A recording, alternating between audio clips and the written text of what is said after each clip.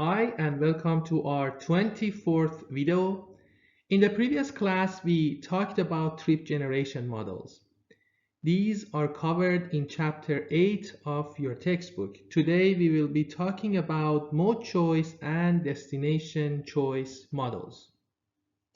So let's see exactly what is going on.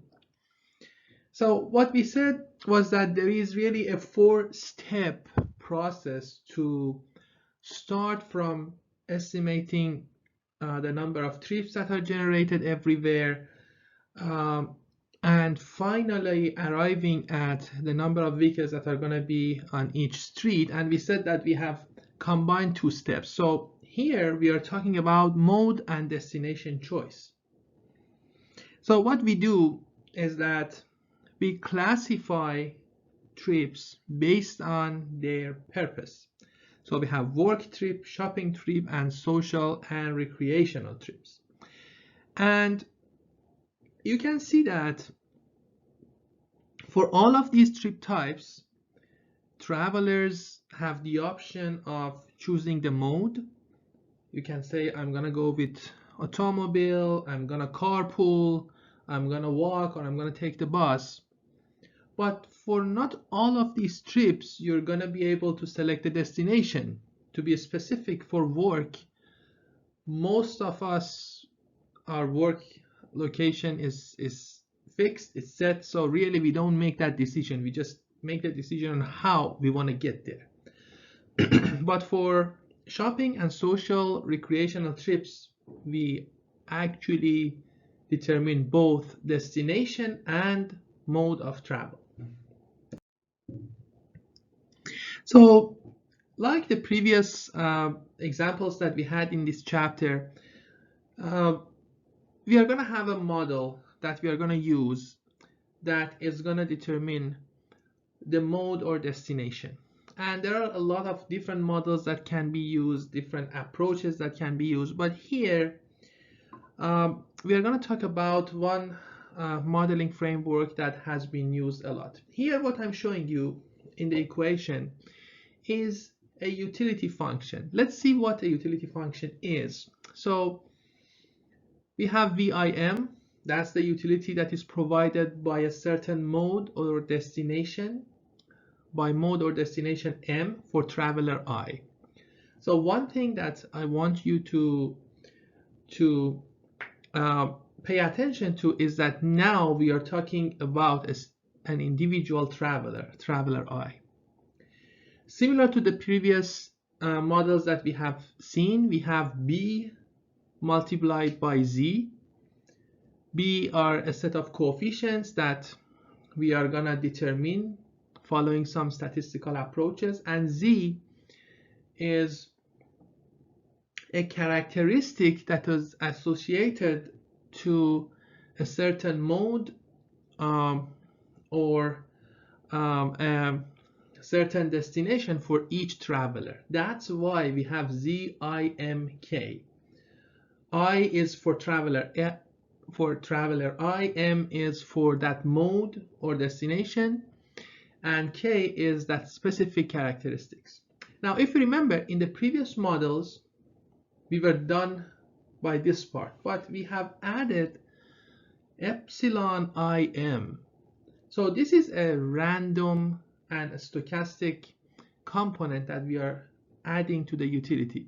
So what is utility? Utility is what a traveler is gonna get from a certain mode, and it's usually a function of comfort, cost, reliability, and a lot of other things that you have. Okay, and this is something that each person thinks about it and has it in his or her mind. As a result, it's not deterministic, it's a person based. So that's why you have that stochastic component right there. So we define the non-random part of the utility as UIM. So if you use that definition, VIM is going to be equal to UIM plus epsilon IM. And then if you have two options at hand, and one of them is going to give you a higher probability, a higher utility, which one are you going to select? The one that is giving me back more is the one that I'm going to be selecting. And if you look at the bullet point, the second bullet points that I have on this slide, it tells you that the probability that a traveler is gonna choose an alternative here is equal to the probability that the utility of that alternative is higher than the utility of all other alternatives. So if you have two alternatives, let's say you want to go with car or bus, the probability of going with car is equal to the probability of the utility of car being greater than the utility of the bus. If you have three options, car, bus, walk, the probability of selecting car is equal to the probability of the utility of car being greater than the utility of the bus and being greater than the utility of walking. So if I want to write that in mathematical form, probability of selecting alternative M by traveler I, or PIM, is equal to the probability of utility of alternative M for that traveler to be greater than the probability of the utility of other alternatives for that traveler. So we write it like this, and now you can see that for each utility I have separated the stochastic part from the deterministic part. The deterministic part is shown by U, the stochastic part is shown by epsilon. Okay, so that stochastic part of the utility function can have different distributions, and based on the distribution of that, the model that is going to give us the probability of selecting a mode or an alternative is going to be different. If I assume a random a normal distribution for that random part, I'm going to get a probit model. If I make an assumption that epsilon is following a generalized extreme value distribution, then I'm going to have a logit model. So with that assumption, we get the following model. It is a logit model that we have, and what this model tells us is that the probability of selecting alternative M by traveler I is equal to e to the power of the utility of that alternative for that traveler divided by the summation of e to the power of the utility of all other alternatives for that travelers. And the way that we determine the coefficients is using the method of maximum likelihood, and you can go and take a look at the book to get more information about that. So here I have an example, and I think after going through this example, you will have a better understanding of what we have been talking about. So we have a simple work mode choice model. So it's only for work trips, and we want to find out what mode of transportation is going to be used. From data in a small urban area to determine the priorities of individual travelers selecting various modes. The mode choices include automobile or driving alone, automobile shared ride, and bus. And the utility function for each of those is given to you here. Costs are in dollars and time in minutes.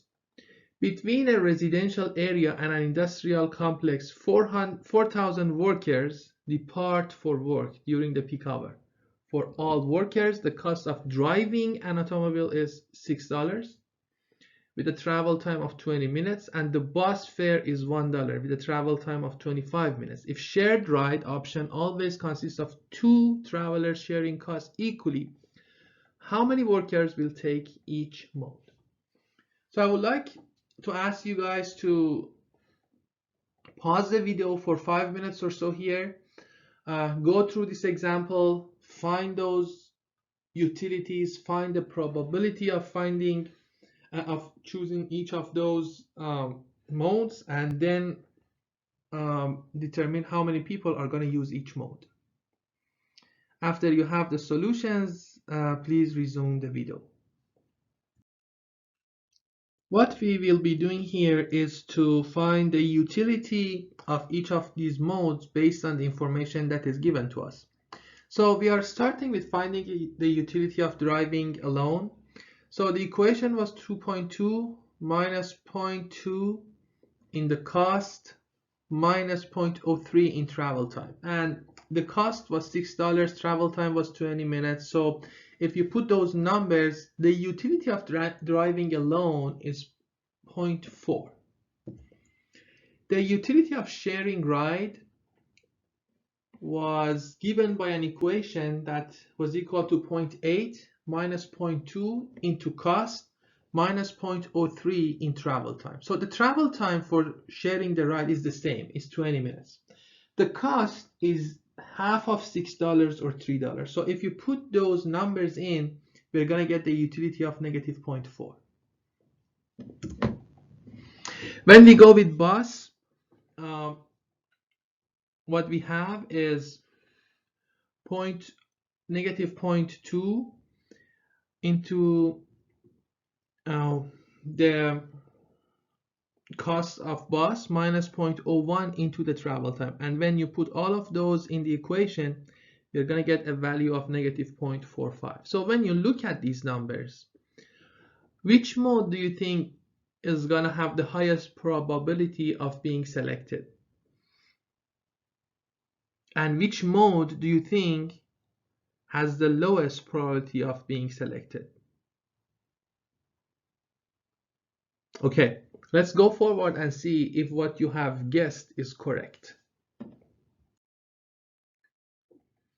So now I'm going to go to the equation that is going to give me the probability of driving alone. So I'm going to put e to the power of that utility, which is 0.4 in the numerator, and in the denominator I'm going to have the summation of e to the power of each utility. So I'm going to have e to the power of 0.4, e to the power of negative 0.4, and e to the power of negative 0.45 in the denominator.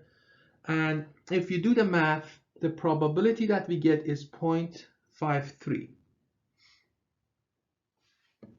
Let's see what is the probability of sharing ride. Do we expect it to be more than this or less than this? Let's see. So the number in the numerator is going to be different. So I have e to the power of negative 0.4. Everything else is the same. So the probability of sharing ride is going to be 0.239. It's going to be less than the previous one because the utility was less. So going forward, the probability of bus is going to be 0.228, is the lowest among all because bus was providing us the lowest utility. So the question that I asked on the previous slide, which mode gave us the highest probability? That is the mode that gave us the highest utility in the previous slide.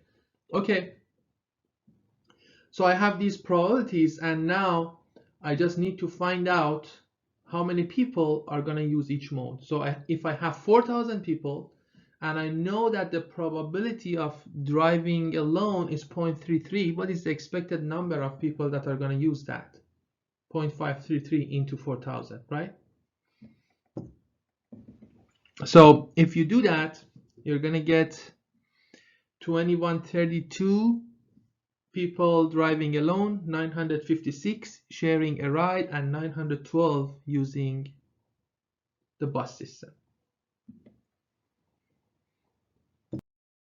Okay, so we have learned how to estimate the number of trips that are generated. We just learned how to estimate the mode or destination that is going to be selected.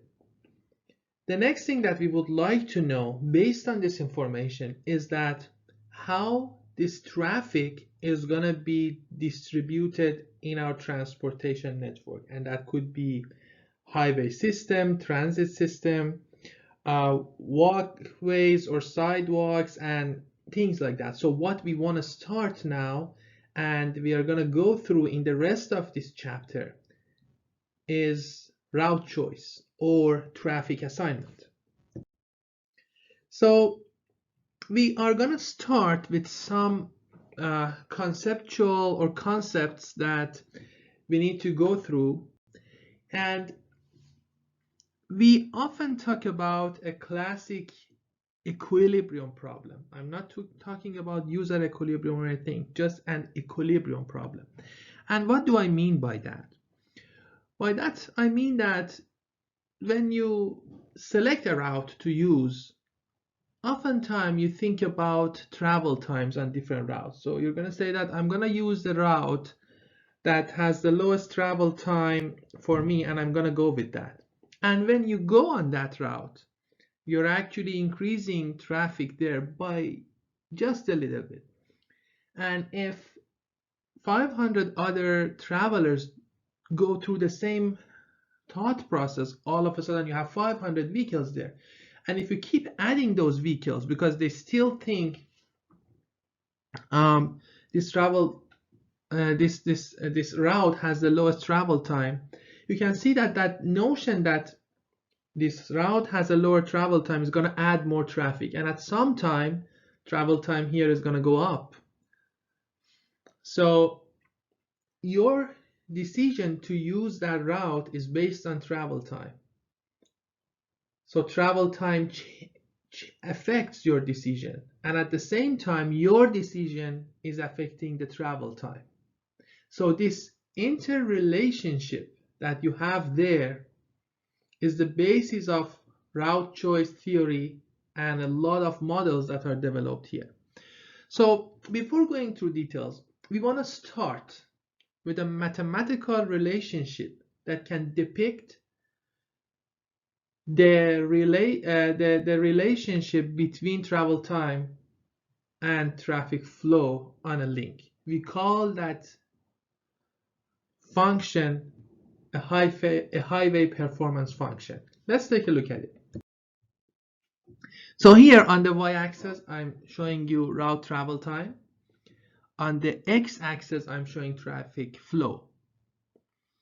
You will see that when my traffic flow is 0, so there is no vehicle on the route, the travel time is not 0. It's going to still take some time to go through that route. The travel time is actually equal to free flow travel time as shown here. Why? Because we assume that when there is no car there, a car that is gonna drive is gonna go at free flow speed, so the travel time associated with free flow speed is gonna be free flow travel time. And then you see that the travel time linearly increases. So you add more cars, travel time goes up, another car, it goes up and keeps going up. So this is one way of showing the relationship between travel time and traffic flow. So what is good about this relationship, you think? Well, it's simple. It's a linear relationship, and it's not gonna add a lot of complexity to what we want to do. But how realistic is that? Do you think there is any problem with how travel time is increases based on traffic flow? So here I'm saying that if I have no car, travel time is equal to free flow travel time. And when I add one more car, the travel time is going to go up. Is that realistic? Does that follow what you have learned in chapter 5 when we were talking about speed, and density. Do you expect the travel time and flow relationship to be like this?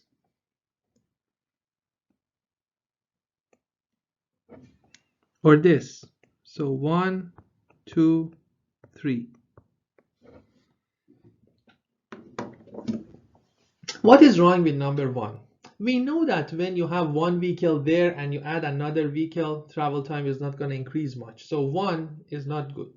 And if you go with the same reasoning, number 2 is not going to be good, because number 2, what it tells us is that if you have one car and you add another car, travel time is going to be increased significantly. How about number 3? I think number 3 makes a little bit more sense, because it says that if you have one car and you add another one, travel time is not going to increase. And if you add a bunch of cars, still it's not going to increase. But there is a point from where if you add more cars, travel time is going to increase significantly, and then it's going to go crazy when you get to a big number of cars. And what is this point? This point is going to be our capacity. When we get to this capacity, travel time is growing exponentially. So what is wrong with number 3? It is more complex than number 1. But that's what we use. So we are going to say that a linear highway performance function is not realistic. We discussed that. So we are using a different form. We would like to use a form that when you add a few vehicles is not increasing much, but when you get close to flows that are close to your capacity, it goes up. We can use a parabolic function or any different function that is closer to this relationship that we would like to see. Now let's talk about user equilibrium. This is different than the equilibrium that I talked about it a couple of slides back, but the concept of user equilibrium is telling us that drivers are going to choose those routes that is giving them and only them the lowest travel time. So if you are going from point A to point B and you know that on one route is going to take you 5 minutes and on the other route it's going to take you 20 minutes, chances are that you're going to go on the route that is giving you lowest travel time, unless there is some tolls on this route, or maybe the other route is so scenic that you want to go there, or maybe there is something that you don't want to miss on the other route. But overall, we are selecting the route that is either giving us the lowest travel time or in a way the lowest cost. So here we are going to assume that the selection is only based on lowest travel time. And there is another assumption. You need to know the travel time, or at least you need to have a good estimation about travel time. So with these two assumptions, then we say that user equilibrium is the condition under which each traveler is going to minimize their own personal travel time between the origin and destination. And we reach equilibrium at the time that no traveler can change their route and reduce their travel time. So user equilibrium exists when travelers cannot reduce their travel time. And this is Wardrop's concept for user equilibrium. Now, if you think about it, that means that if you have several routes, alternative routes between point A and B, the ones that are used are going to have the same travel time. Otherwise, people are going to switch between them until they find the lowest travel times. And the travel time on those routes that are used, not only they are similar to each other, but also they are shorter than travel time on any unused route. Okay, so I want to say this one more time.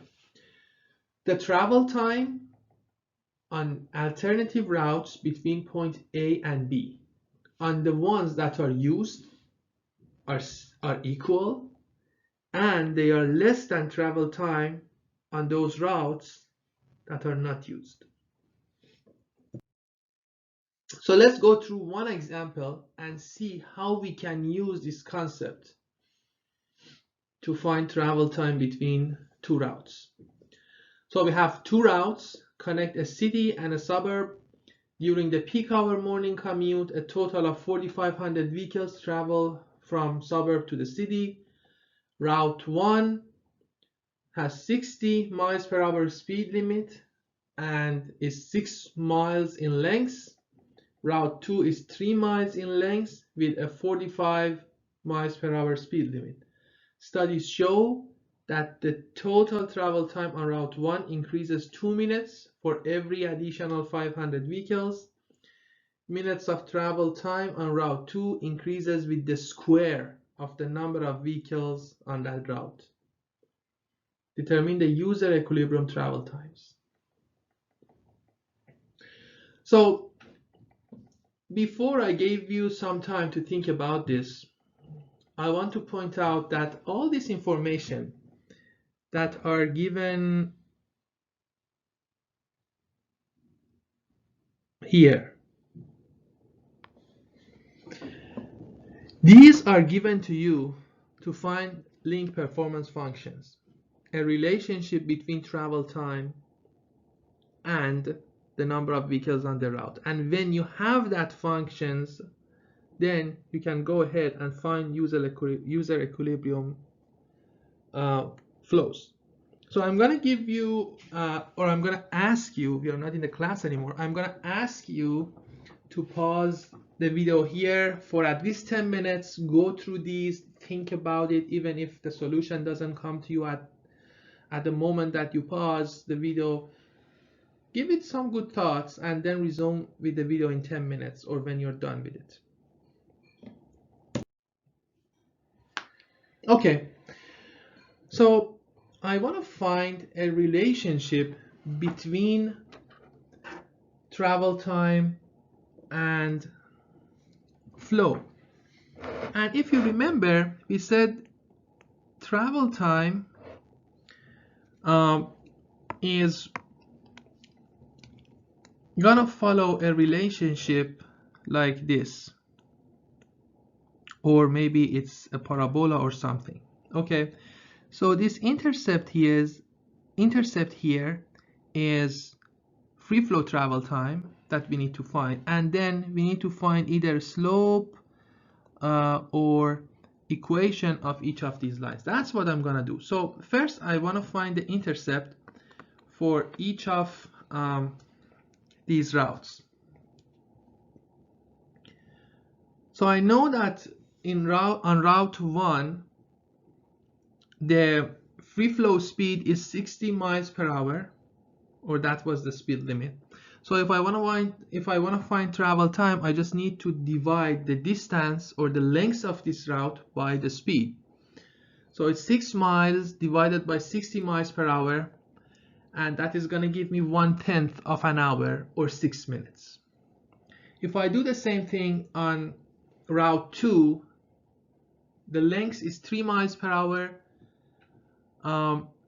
The speed is 45 miles per hour free flow speed, so the travel time is 1/9 of an hour, or 1/15 of an hour, or it is 4 minutes. Now the question also tells me that the travel time increases by 2 minutes for every 500 vehicles. So that means that if I show the number of vehicles with x1 and the unit of that is 1,000 vehicles, the coefficient of this needs to be 4. The volume and the travel time increases 2 minutes for 500 vehicles. As a result, travel time is increasing 4 minutes for 1,000 vehicles. So for the other route, it tells me that the travel time increases with the square root of number of vehicles. So that's why I have x2 square here. And then you also see that the intercepts that I found up there are showing up here. So these are my link performance functions. T1 and T2 are average travel times. X1 and X2 are number of vehicles on each route. Now, if I want to find user equilibrium flows, I need to assume that travel time on route 1 and 2 are the same. So we know that a total of 4,500 vehicles or 4,500 vehicles are going to go from point A to point B. X1 is the number of vehicles on route 1, X2 on route 2. So the summation of X1 and X2 should add up to 4,500 vehicles. And that's what you see on this slide. So Q is the total flow, which is 4.5. Now, based on Wardrop's definition of user equilibrium, there are two things that we know. The first thing is that if both routes are used, their travel time are going to be equal, and the one that is used is going to have a lower travel time than the other one. So we cannot go forward and simply say the travel times are equal. So we say T1 is equal to T2, and that gives us one equation, and X1 plus X2 is equal to 4.5. So that's the second equation, and solve the problem. Because first we need to make sure that both routes are used. That's what I want to do in the next slide.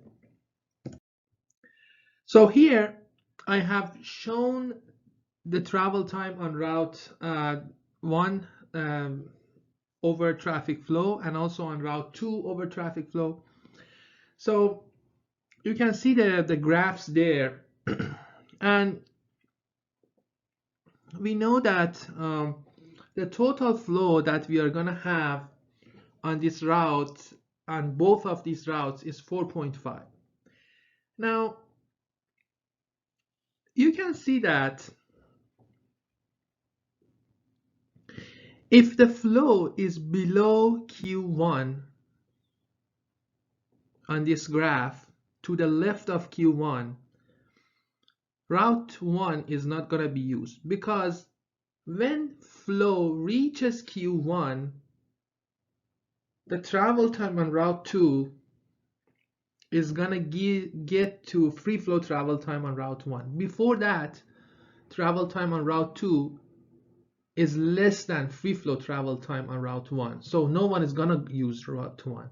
But when flow is more than Q prime, then both of routes are going to be used. So what I'm going to do to test if both routes are going to be used or not is this. I'm going to put all flow on one route, and then I'm going to see if travel time on that route is more than free flow travel time on the other route or not. If it's more, then the other route is going to be used. And I'm going to do that with the other route too. I don't have to, but I will. Okay. So let's do that. We're going to assume all traffic is going to use route 1. So X1 is going to be 4.5 and X2 is going to be 0. With that, travel time on route 1 is going to be 24 minutes if you use 4.5 in equation 1, or in link performance function for route 1. And free flow travel time on route 2 is going to be 4 minutes. So not all 4,500 vehicles are going to use route 1, because free flow travel time on route 2 is only 4 minutes. Some are going to use that route. Okay, let's do vice versa. we're going to put all traffic on route 2 and none on route 1. So T1 of 0 is going to be 6 minutes, and T2 of 4.5 is going to be 24 minutes. So even also in this condition, not all traffic is going to use route 2, because the empty route that is sitting there is going to have only 6 minutes travel time. So then with this, we established that both routes are going to be used. Okay. Now I can go ahead and say T1 is equal to T2 and X1 plus X2 is equal to 4.5 and find all the unknowns. Let's do that. T1 equal to T2. T1 is 6 plus 4x1. T2 is 4 plus x2 squared. So these two are equal to each other. And x1 plus x2 is 4.5. I have two equations, two unknowns. If I solve this problem, what I'm going to get is x1 of 1.601 or 1600 vehicles, and x2 is going to be 2.899 or 2,899 vehicles per hour. If you just check the travel times, if you put those numbers in link performance functions for route 1 and 2, you're going to get identical travel times. It's always good to do this check. Now, keep in mind that if I get 12.4 and 12.5, it's okay. Rounding errors, small errors like that are okay. But if you do this and one route gives you 12 minutes, the other one gives you 15 minutes, you're wrong for sure. Let's pause here and continue our conversations in the next video. Have a good one.